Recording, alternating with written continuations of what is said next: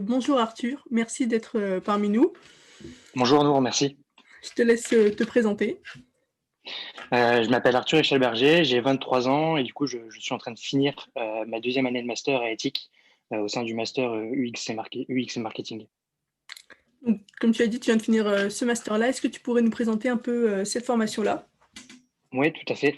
Le master UX design et marketing digital à éthique, c'est un master du coup en 2 ans qui permet de voir en fait tout un tas de choses autour justement de ces deux problématiques qui sont le marketing digital et le design. Ça intègre en fait tout un tas de choses donc sur les deux sujets, notamment au travers de tout un tas de projets. C'est un peu vraiment l'ADN d'éthique et c'est tout un tas de projets qui nous permettent de progresser sur ces questions-là. Avant d'intégrer éthique, donc tu as été développeur. C'est Qu'est-ce ça. qui t'a mené à intégrer une formation spécialisée orientée vers l'UX et le marketing? Alors effectivement, j'ai été développeur pendant 1 an et demi au sein d'une agence web à Amiens qui s'appelle l'agence Will. Et en fait, ce qui m'intéressait dans le marketing et l'UX, c'était vraiment d'avoir une vision plus globale d'un projet, d'un produit. Et du coup, c'est en ce sens-là que j'ai choisi de rejoindre Ethic. Effectivement, ça m'a beaucoup appris vraiment sur cette vision de produit et sur une forte aussi culture tech, qui est un peu aussi encore une fois l'ADN d'Ethic. Donc voilà, c'est un peu ce qui m'a orienté vers ce master. Ok. Beaucoup d'étudiants qui entrent dans ce master viennent de la PMD, donc c'est une prépa accélérée, donc la prépa master digital. Comment se passe l'entraide au sein de ta promo? Euh, les gens qui venaient de PMD, effectivement, ils avaient déjà 1 an en fait d'études au sein d'éthique et du coup étaient un peu plus acclimatés à qu'est-ce qu'éthique, à quel est un peu quelles sont les spécificités d'éthique, notamment autour de tout ce qui est orienté projet. Beaucoup d'entraide, puisque eux effectivement avaient beaucoup plus de connaissances que moi sur tous les domaines un peu UX et marketing.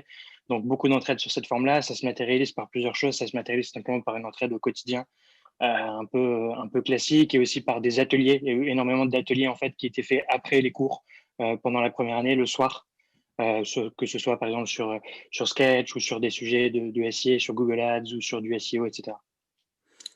J'ai vu dans tes expériences professionnelles que tu en avais beaucoup donc en France, mais pas spécialement à l'étranger. Est-ce que tu envisages dans le futur l'étranger ou c'est quelque chose qui ne t'intéresse pas forcément? Ce serait, moi effectivement, j'envisage d'aller à l'étranger plus tard pour développer. Alors quand exactement, je ne sais pas. C'est un souhait que j'ai, mais c'est un souhait qui n'a pas encore de plan, donc c'est un peu compliqué. Les pays qui me tenteraient, je pense un peu comme tous les développeurs, c'est un peu tout ce qui se situe en Amérique du Nord, donc que ce soit le Canada par le biais de Montréal ou de Vancouver, ou même des États-Unis par New York, San Francisco, etc. Après effectivement, c'est juste un souhait pour l'instant. Il n'y a pas vraiment de plan, il n'y a pas vraiment de plan de carrière, donc pour l'instant, c'est pas encore très concret. Tu as fait beaucoup de freelance et donc je voulais savoir, comment s'est passée, ton organisation par rapport, donc, à tes cours, mais également comment tu as réussi, à avoir des clients? Ça, c'est un des grands avantages d'Ethic. Ethic, c'est une école qui regroupe beaucoup d'étudiants qui travaillent dans beaucoup de secteurs. Donc, oui, ils ont forcément en fait besoin de développeurs pour des projets de marketing, pour des projets de refonte de sites, etc. Et c'est un peu la chance que j'ai eue, c'est qu'en fait, j'ai jamais eu besoin de faire de prospection pour acquérir des missions en freelance. Ça a toujours été, comment dire, un peu du relationnel, c'est-à-dire que je répondais simplement à un besoin d'un camarade de promo ou des choses comme ça. Après, au niveau de la gestion du temps, c'est compliqué en étant étudiant et en étant en alternance de concilier les deux, parce qu'après, on se retrouve avec forcément beaucoup moins de temps libre. Donc moi, je travaillais principalement les week-ends sur mes projets en freelance.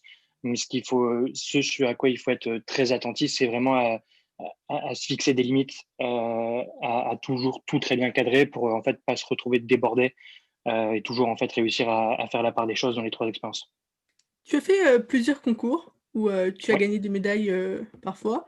Est-ce que tu peux nous en dire un peu plus sur, ce que cela t'a apporté, au quotidien et enfin un peu plus sur les concours, en général?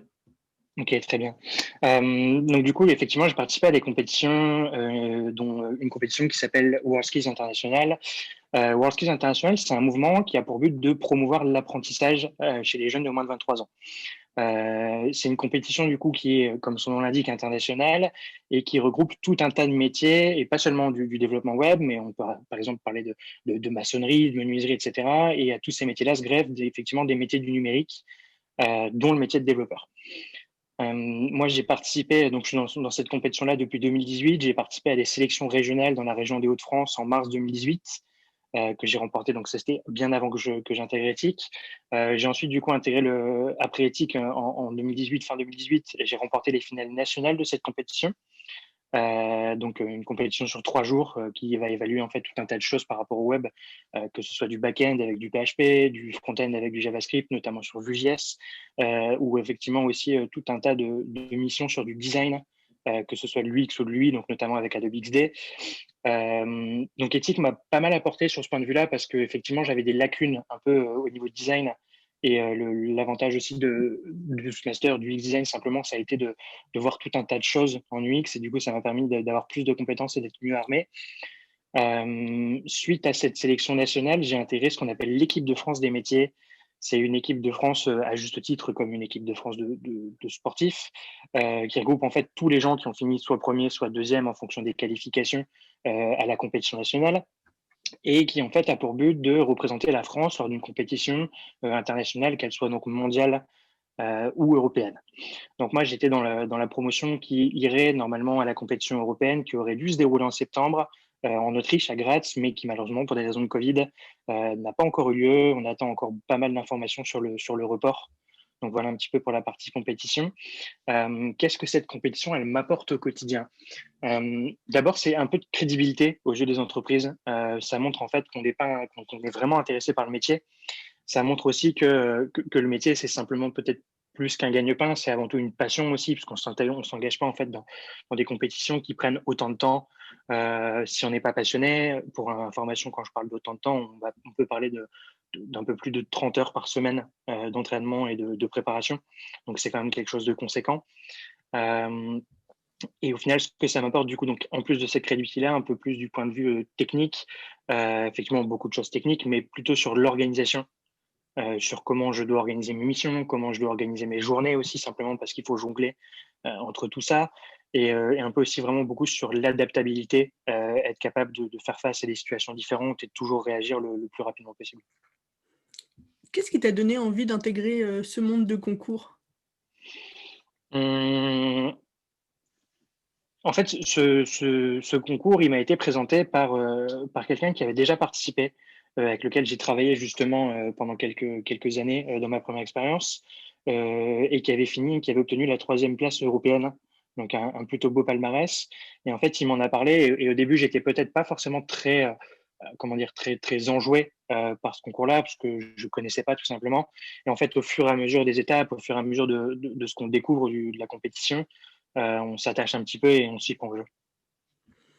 Donc tu as fini ta formation, chez Ethic et maintenant tu es, chez, Lydia. Tu as obtenu un CDI en tant C'est que ça, développeur, back-end.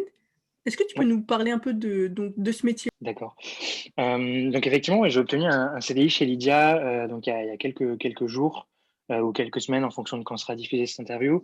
Hem, le métier de développeur back-end, c'est un métier qui effectivement regroupe des compétences techniques, notamment liées à un peu tout ce qui se passe sur le serveur, donc pas ce qui est lié à l'affichage, mais plus à la gestion des données, et cetera. En l'occurrence, moi, c'est un poste de développeur back-end sur des technos comme PHP et Go. C'est un peu la stack technique qui est utilisée chez Lydia. Donc ça regroupe en fait pas mal de choses. On peut parler par exemple effectivement de traitement des données, de création de données en base de données, etc.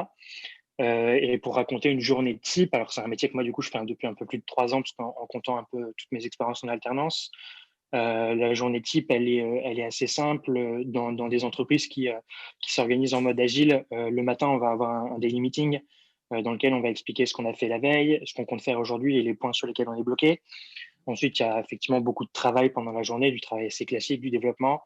Et parfois, en fonction des jours, on a aussi d'autres réunions qui s'intègrent aussi au mode agile. On peut parler des rétrospectives, on peut parler des poker planning dans lesquels on va prendre les nouvelles fonctionnalités et attribuer un score en fonction de la difficulté, etc. Donc oui, sinon c'est une journée assez classique malgré tout, une réunion un peu standard le matin pour faire l'état des lieux de ce qu'on a fait et ensuite du développement. Comme tu as pu le dire, donc tu l'as obtenu il y a quelques jours ce CDI. Donc ton alternance, tu l'as effectuée chez quelle entreprise et comment s'est passée, ta recherche? Alors j'ai fait mon alternance chez Lemon Learning, c'est une société, qui est à Paris, qui édite en fait tout un ensemble de logiciels de formation en ligne, pour le compte de grands comptes, de grands clients. Au niveau de la recherche d'alternance, j'ai été plutôt chanceux, c'est-à-dire que j'avais fait mon stage chez Lemon Learning, mon stage de quatrième année et en fait, j'ai eu l'opportunité de continuer avec eux, donc ça s'est plutôt bien passé. Sinon pour la recherche du stage, du coup, ce qui rejoint un peu la question précédente, hem, c'était un peu une démarche assez classique malgré tout. J'ai postulé à pas mal d'entreprises, à pas mal d'offres notamment, et ensuite j'ai dû faire un choix et c'est sur Lemon Learning que mon choix est tombé. Est-ce que tu as un dernier mot pour la fin, quelque chose que je n'ai pas abordé, que tu aimerais mettre en avant? Ouais, pourquoi pas. Effectivement, ce serait plus un peu sur mon parcours, sur le fait encore pour rebondir un peu sur la question de, pourquoi un master en UX et en marketing alors que j'ai une formation de développeur et que je veux travailler dans le développement? Je pense que c'est quelque chose qui est très important et qui est très bien représenté à Ethics, c'est la pluridisciplinarité. C'est vraiment le fait de savoir toucher à tout, d'être forcément plus meilleur dans une majeure, donc moi en l'occurrence le développement, mais d'avoir des compétences dans tout un tas de choses autour qui en fait vont nous permettre d'être meilleurs dans notre métier. Moi, ce que ça m'apporte, c'est vraiment en fait cette culture tech qui est forte à éthique, cette culture produit aussi qui est très importante. Et c'est ça que je trouve très intéressant et je pense que c'est aussi ça qui me différencie sur le marché du travail par rapport à d'autres développeurs qui ne seraient pas des éthiciens. Donc c'est Je suis un peu ce que je souhaite dire. totalement d'accord. Donc merci beaucoup, d'avoir, été, parmi nous. Merci.